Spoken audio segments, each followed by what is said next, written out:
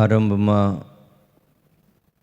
ગુરુજી મંગલાશીર્વાદ આપશે, ભગવાનની બે વાતો કરશે.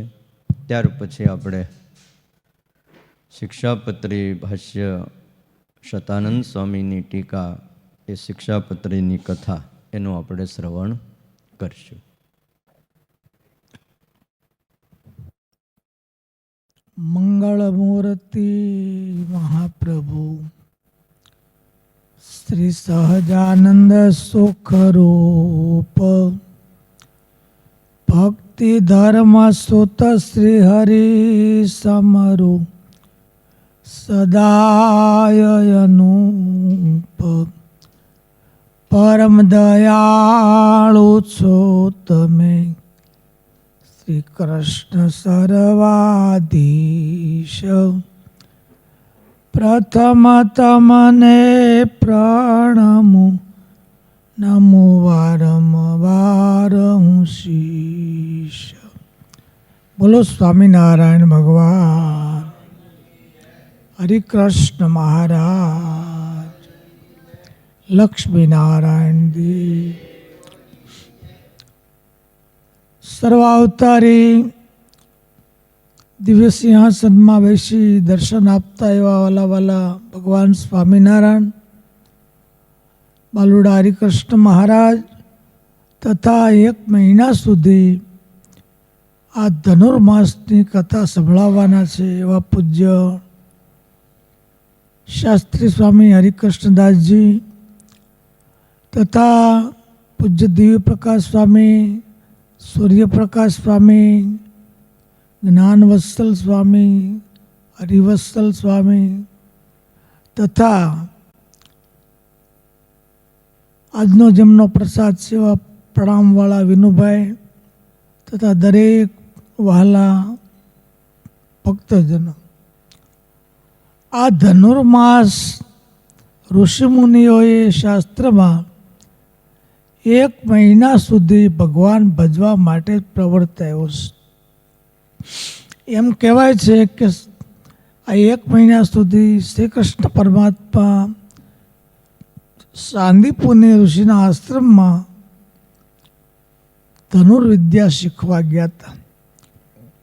ત્યાં વિદ્યા શીખ્યા ત્યારથી આ ધનુર્માસનો પ્રારંભ થયો અને સારા બધા મંદિરોમાં સવારના પહોરમાં વહેલા ઉઠી ભગવાનને થાળ ધરાવે, ધૂન કરે અને કથા વાર્તા કરે અને ભજન કરે અને 1 મહિનો ગૃહસ્થના જે મંગલિક કાર્ય હોય, લગ્ન પ્રસંગ આદિ એને સ્થગિત રાખે. આવો સરસ મજાનો ધનુર્માસ આજથી શરૂ થાય છે. તો વાલા દરેક ભક્તોને ભગવાન દેહ કરીને સુખાકારી, શરીર સારું રાખે. અમરસિંહ દાદા, શરીર સારું હોય તો વહેલા ઉઠીને અવાય ને, શરીર નબળું હોય તો કેમ આવવું? ભગવાનને પ્રાર્થના કરી કે મહારાજ 1 મહિના સુધી વહેલા ઉઠી અમે તમારી કથા સાંભળીએ. શિક્ષાપત્રી ભાષ્યની કથા સરસ મજાની ગયા વર્ષે જ્યાંથી અધૂરી મૂકી છે ત્યાંથી આપણે પૂજ્ય શાસ્ત્રી સ્વામી સંભળાવશે. એટલું કહેવીર હું સહજાનંદ સ્વામી મહારાજ.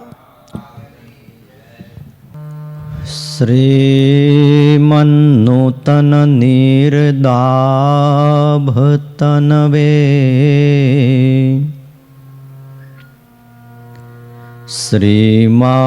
શ્રીમાધુરી મૂર્તયે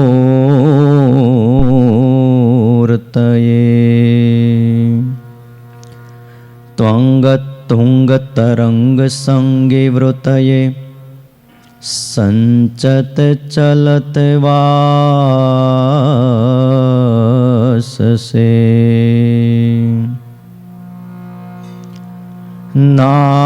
નાનહાર મનોહરાય હરયે યષ્ટ્યાલસતે પાણયે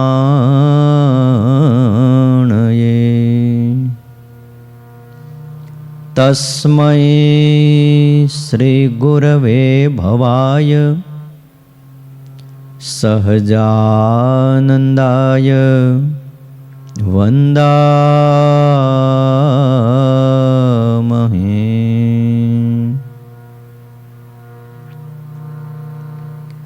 ઓમ અવતારિણે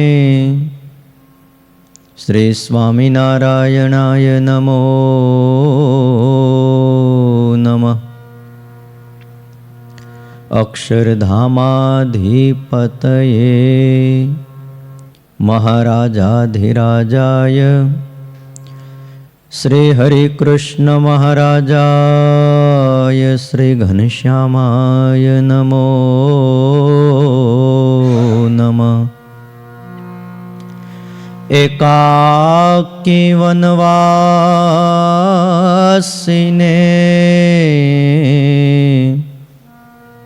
શાલગ્રામ તૃષાહરે બાલયોગી શ્રી નીલકંઠ વર્ણેન્દ્રાય નમો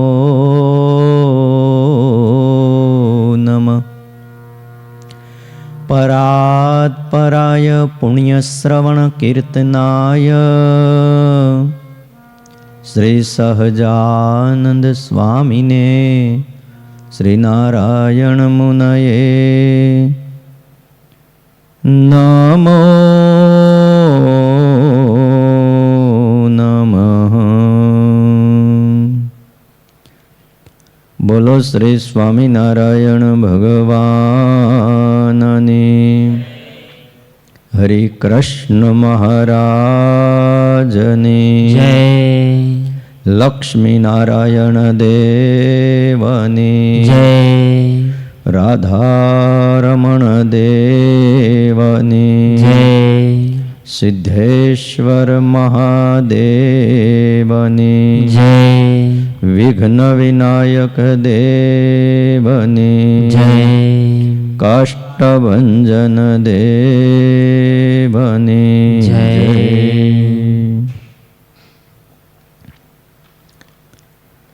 દરેક ભક્તોને ભાવથી જય સ્વામિનારાયણ.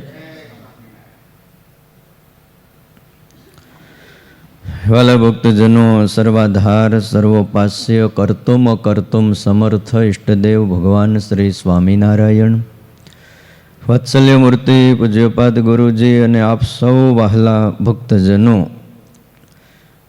આજે તારીખ છે 17/12/2023, 17 ડિસેમ્બર. પવિત્ર ધનુર્માસનો મંગલ આરંભ છે. માગસર સુદ પાંચમનો દિવસ છે. ગઈકાલે વચનામૃત જયંતિ હતી, એટલે તમે બધાએ વચનામૃત તો વાંચ્યું જ હશે. સાંજે વચનામૃતનું પૂજન કર્યું હતું. બધા બાળકો હતા, હરિભક્તો હતા. સવારે તમારે પાછું મોડું થાય એટલે સાંજે રાખ્યું હતું. વચનામૃતનો આખો પાઠ કર્યો. મહારાજની પરાવાણી એટલે વચનામૃત કહેવાય છે. આપણે શિક્ષાપત્રીની કથા સાંભળવી છે. મહારાજે વચનામૃતમાં એક આજ્ઞા કરી છે, તમને ખ્યાલ હોય તો. ગઢડા અંત્ય પ્રકરણનું પહેલું વચનામૃત છે. સ્વામિનારાયણ ભગવાને કહ્યું કે આ અમારી લખેલી શિક્ષાપત્રી, એનો પાઠ અમારા આશ્રિતોએ નિત્ય પ્રત્યે કરવો, એવી અમારી આજ્ઞા છે. પાઠ ન થઈ શકે, ભણ્યા ન હોય, વાંચી ન શકતા હોય, તો એણે શિક્ષાપત્રી સાંભળવી. કોઈ ભણેલા હોય એની પાસેથી શ્રવણ કરવું. અને શ્રવણ કરવાનો પણ જ્યારે યોગ ન આવે ત્યારે અમારા આશ્રિતોએ આ શિક્ષાપત્રીની પૂજા કરવી. અને આ 3 આજ્ઞા જે છે એમાં ફેર પડે તો અમારા આશ્રિતોએ એક ઉપવાસ કરવો. બોલો, આવી આજ્ઞા કરીને ગયા. પૂજા ન થાય, શ્રવણ ન થાય કે વાંચન ન થાય તો ઉપવાસ કરવાનું કીધું. ગાગરની અંદર સાગરને જો સમાયો હોય ને તો એ સહજાનંદ સ્વામીએ આ શિક્ષાપત્રીની અંદર સમાવેશ કર્યો છે. 350 શાસ્ત્રનો સાર કાઢીને આ આજ્ઞાઓ કરી છે. શ્લોક વાંચીએ, આપણને એની અંદર રહેલું રહસ્ય કે મહત્વ કદાચ આપણને ન સમજાય, પણ ભગવાનની હારે રહેલા વર્ષો સુધી ભગવાનના સ્વરૂપની જેણે સેવા કરી છે, વર્ષો સુધી જેણે ભગવાનની અમૃતમય વાણીનું પાન કર્યું છે અને સમજ્યા છે ભગવાનના મહિમાને, એવા આપણા નંદ સાધુઓએ આ શિક્ષાપત્રીની ઉપર ટીકા અને ભાષ્યો લખ્યા છે. ટીકાનો અર્થ થાય વિસ્તાર કરવો. નાની વાત હોય એને મોટા સ્વરૂપમાં બતાવવી, આને શું કહેવાય? ટીકા કહેવાય. નથી ઘણા પછી બેઠા બેઠા ટીકા કરતા. વાત નાની હોય, કાંઈ ન હોય, પણ એટલું બધું મોટું કરે. હા, ત્યાંથી સાપ નીકળ્યો તો, એટલે પણ હતો ખરેખર હતો એવો હલ્યું તો આમ કંઈક.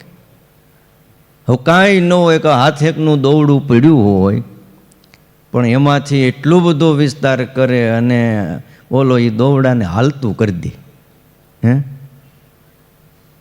પણ સાધુઓએ જે ટીકાઓ કરી છે, જે ભાષ્યો લખ્યા છે, એમાં જીવના કલ્યાણ છે. કલ્યાણ માટેની વાત થતી હોય તો એ ટીકા, એ ભાષ્ય, એ કામના છે. 2-3 વર્ષથી ધનુર્માસમાં આપણે શિક્ષાપત્રીની કથા ચાલે છે. 59 શ્લોક પૂરા થયા. કારણ કે યાદ તો બધું કથા કરતા હોય એને જ રાખવાનું હોય.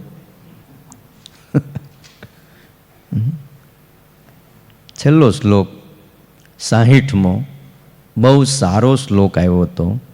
ખાલી એની ટૂંકમાં યાદી આપું. 59મો શ્લોક, પ્રોક્તાસ્તે નિર્ગુણા ભક્તા નિર્ગુણસ્ય હરેર્યત સંબંધાત તત્ક્રિયા સર્વા ભવન્ત્યૈવ હિ નિર્ગુણા.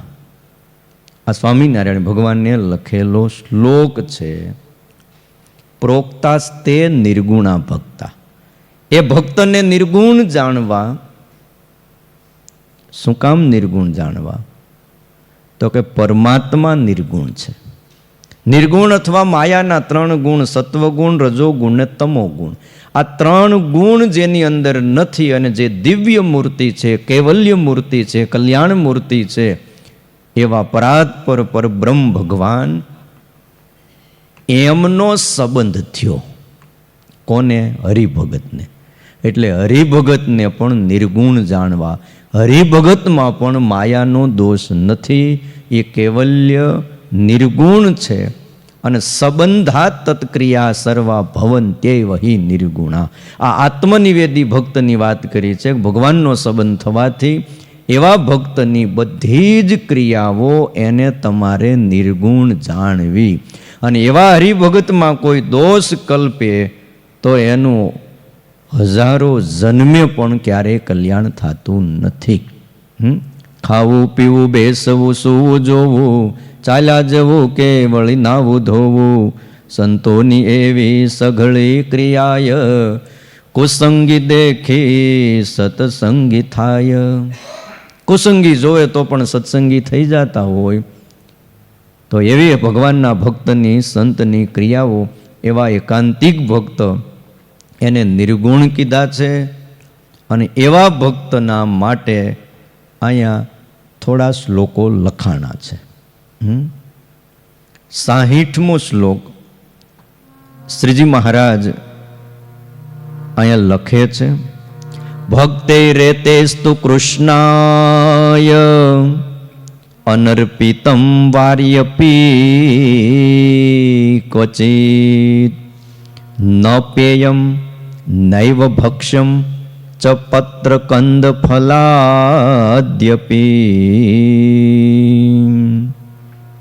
આત્મનિવેદી ભક્તોએ ભગવાનને અર્પણ કર્યા વિનાનું જળ ક્યારેય પીવું નહીં, આ આજ્ઞા કરી છે.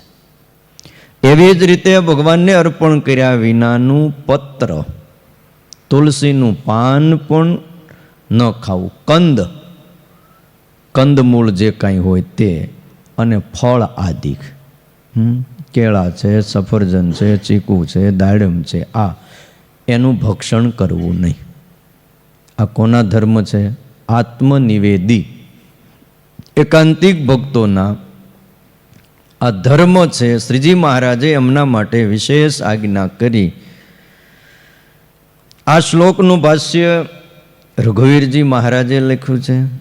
શતાનંદ સ્વામીએ પણ એમના ઉપર વ્યાખ્યાઓ કરી છે. એ વ્યાખ્યા કરતા સમજાવતા શતાનંદ સ્વામી લખે છે, ભગવાનને અર્પણ કર્યા વિના જો જળ ન પીવાતું હોય તો દૂધ તો ક્યાંથી પીવાય?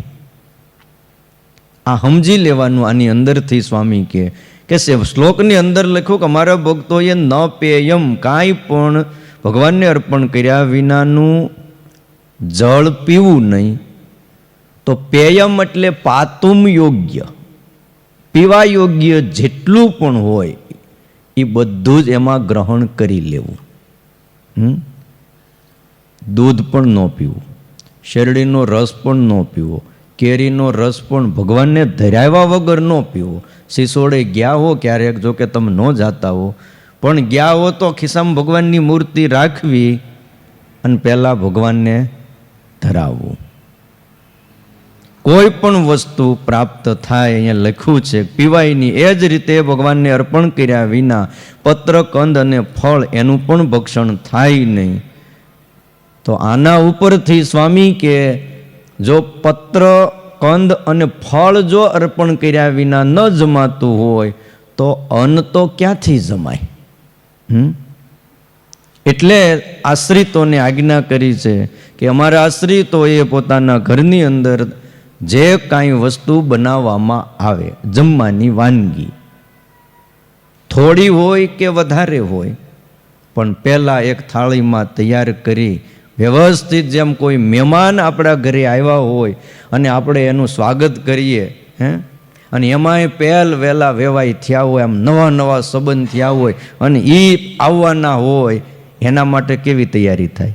પછી જૂના થઈ જાય, પછી થોડુંક જૂનું થાય, પણ વહેલા એ આવવાના હોય અને એના માટે જે તૈયારીઓ થાય ને થાળીઓમાં વાનગી ગોઠવાઈ જાય, એવી રીતે પોતાના પ્રાણ આધાર ભગવાનના માટે થાળ તૈયાર થઈ જાય અને ભગવાનને પ્રેમથી ધરાવવામાં આવે તો એ ઠાકોરજી જમે છે ને જમે છે. એવા તો કેટલાય ઇતિહાસો આ સંપ્રદાયની અંદર છે. પરોક્ષમાં પણ ભગવાનના ભક્તોએ ભગવાનને ધરાવ્યું તો ઠાકોરજી જમ્યા છે. અરે કર્માબાઈ થઈ ગયા વર્ષો પહેલાં પંઢરપુર બાજુ, એની ક્રિયાઓ સારી નહોતી, નાવું ધોવું, પવિત્રપણે રહેવું, એવું બધું જ્યારે સમય મળે ત્યારે કરતા, પણ છતાંય એમ કહેવાય કર્માબાઈનો ખીચડો ઠાકોરજી આરોગ્યા. બધા એમ કહેતા હતા, હે બાઈ, તારે નાવું ધોવું, પવિત્રપણે રહેવું નહીં, તારા હાથનો થાળ ભગવાન ન જમે. અમે પવિત્રપણે રહી, સવારમાં નાહી ધોઈને કોઈને અડવા દઈએ નહીં.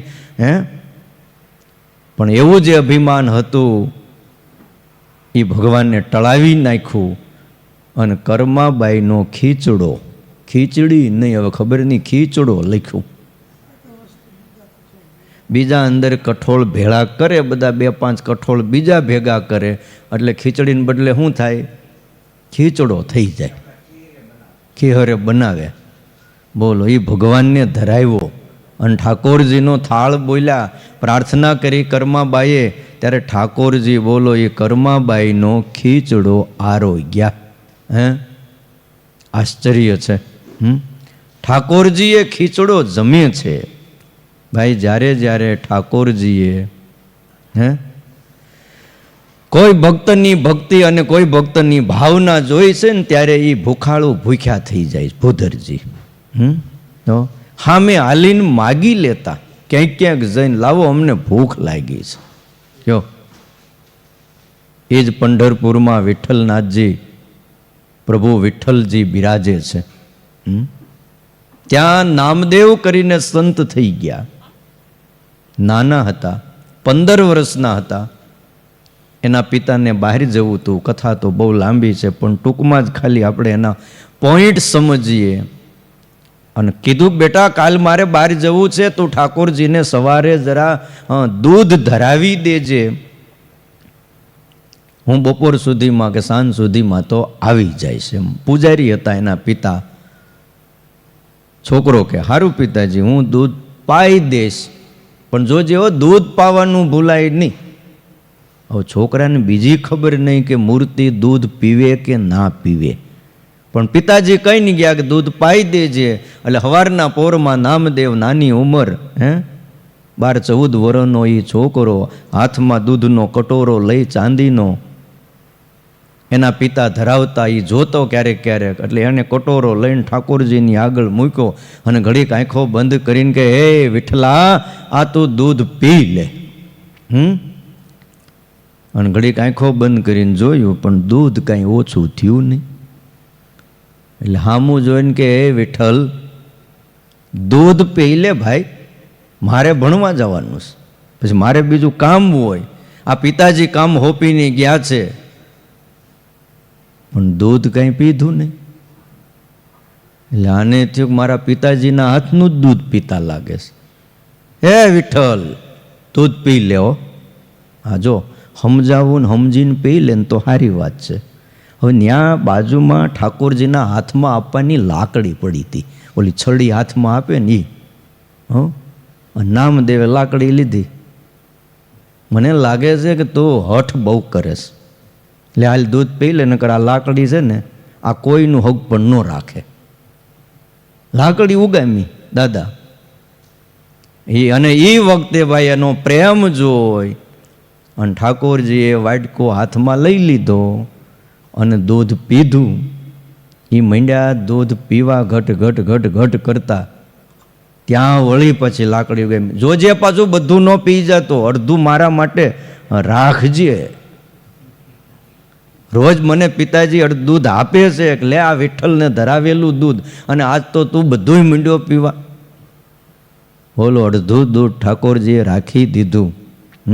શું એકાંતિક ભક્તોની ગરિમા હશે. ભક્ત ચિંતામણીમાં નિષ્કુળાનંદ સ્વામીએ મોટી બાનો પ્રસંગ ટાંક્યો છે. ક્યારેક વાંચજો.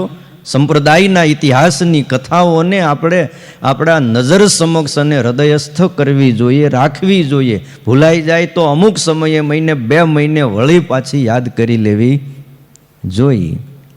મોટીબા એવા ભક્ત હતા જેનું બીજું નામ જીવબા હતું અને ત્રીજું નામ પૂનમતીબા હતું. પૂનમના દિવસે જન્મ થયો એટલે નામ પાડ્યું હતું પૂનમતીબા. અને સૌથી મોટા 4 બહેનો અને દાદા ખાચર એમાં મોટા હતા, એટલે મોટી બા કહેવાતા. અને ક્ષત્રિયોમાં હોય એને શું કે, બા કહીને બોલાવે, અને પુરુષ હોય એને ભા કહીને બોલાવે. આ બધા રિવાજો અને મર્યાદાઓ હતી તે મોટી બા. ભગવાનની પૂજા કરતા આજે પણ એ પ્રસાદીના લાલજી ઠાકોરજી શ્રીજી મહારાજે આપેલા આપણને દર્શન આપે છે. એ કથા પણ આપણે ભક્ત ચિંતામણીમાં લખી છે અને ઘણીવાર વાંચી છે, સાંભળી પણ હશે. એમના પિતા એભલ બાપુને થયું, સવારના પોરમાં દીકરી આ ઠાકોરજીને લઈને બેસી જાય અને મારો લાલો, મારો કનૈયો, મારો પ્રભુ, મારો મહારાજ. સવારના પોરમાં ભાઈ કંઈક ટીકા ટાંકવા જોઈએ, દોરા તોડવા જોઈએ, કંઈક હાડીઓ કરવી જોઈએ. કાંઈક દીકરીઓએ આ કરાય. સવારના પોરમાં હાથમાં માળા લઈને ગૌમુખીમાં હાથ નાખીને સ્વામિનારાયણ સ્વામિનારાયણ એમ કાંઈ ત્યાં 2 પાંદડે થવાય નહીં. ભૂખ ભેગા થઈ બાપુ ખીજાણા. એટલે એક દી તો સવારના પોરમાં કે આ બધું મૂક પડતું કે આ સવારના પોરમાં પૂજા લઈને બેસવું ને આ ઠાકોરજીને ધરાવી, તે શું આ ધાતુની મૂર્તિ કાંઈ ભગવાન જમે ખરા? આ તું દૂધ ધરાય છો, લાડુ ધરાય છો, આ બધું ફળ ફૂલ ધરાય છો. એક દી સવારના પોરમાં એભલ બાપુ જ્યાં મોટી બા ઓરડામાં પૂજા કરતા હતા અને દરવાજે આવીને ઊભા રહ્યા. આજ તો નક્કી જ કર્યું હતું કે આ બધું ફેંકી જ દેવું છે. ઘણીવાર શું છે, માણસને કોઈ પૂજા કરતો હોય પણ ક્યારેક ક્યારેક તમોગુણ વ્યાપી જાય ને તે સામેવાળા ન ગમે. આપણે જ ન કરતા હોઈએ પણ બીજા પૂજા કરતા હોય એ ના ગમે. અને ત્યારે ભાઈ અભલ બાપુ જેવા આમ ઘરમાં પગ મૂકે ને ત્યાં ઠાકોરજી ઓલો દૂધનો મોટો જબરો કટોરો ચાંદીનો આજ પણ એ પ્રસાદીનો છે. ઠાકોરજી જે દૂધ પી ગયા હતા એ કટોરો હાથમાં ઉપાડ્યો અને એ દૂધ પીધું અને ખાલી કટોરાનો ઘા કર્યો હતો ઠાકોરજીએ. અને એ ઘા કર્યો એ અભલ બાપુના સીધા કપાળમાં ધડીંગ કરતો વાટકો ભટકાણો, ઢોકળું કરી દીધું. બોલો, પણ તઈ ભાન આવ્યું, ઓહો હું જેને મારી દીકરી માનું છું પણ એ તો સાક્ષાત કોઈ દેવી છે, ભગવાન એના હાથનું જમે છે. એટલે વાલા ભક્તજનો, શિક્ષાપત્રીમાં લખ્યું કે ભગવાનનો એકાંતિક આત્મનિવેદી ભક્ત હોય એણે કોઈ પણ પદાર્થ ભગવાનને અર્પણ કર્યા વિના પીવું નહીં. એટલે પીવું નહીં એના ઉપરથી જળ એકલું નહીં પણ જેટલું જેટલું પીવા યોગ્ય હોય એ બધું જ ગ્રહણ કરી લેવું. દૂધ છે, છાશ છે, રસ છે, બધું જ આવી ગયું. એ ધરાવ્યા વગર ક્યારેય પીવું નહીં. એને આત્મનિવેદી કહેવાય છે. હા,